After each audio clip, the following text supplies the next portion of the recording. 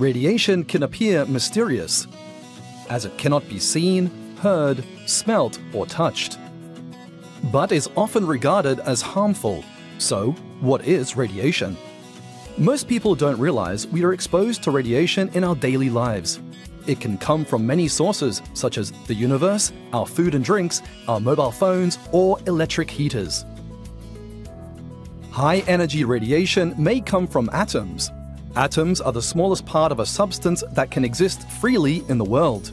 Some atoms are not stable, and when changing into other types of atoms, they emit energy and particles. These are ionizing radiation, often simply known as radiation. Radiation is actually very useful when properly handled, particularly in medical diagnosis and in treating cancers. It can also be used to look for flaws in metal, kill germs, and kill fungus in fruits. Radiation is everywhere in our daily lives, but only exists in small amounts.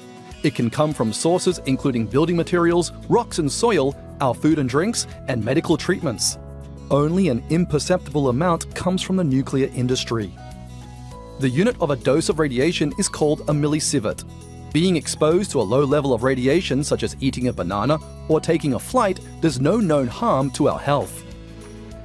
Aircrew flying long-distance routes may be exposed to 6 millisieverts per year, while medical staff in Hong Kong may be exposed to 0.11 millisieverts per year.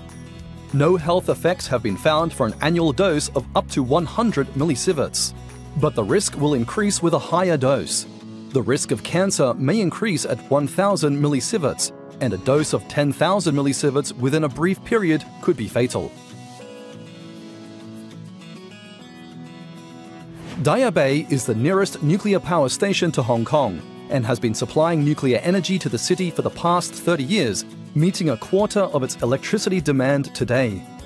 It has been well managed and regularly monitors its environmental radiation, showing that the plant has an insignificant radiation effect on its surroundings.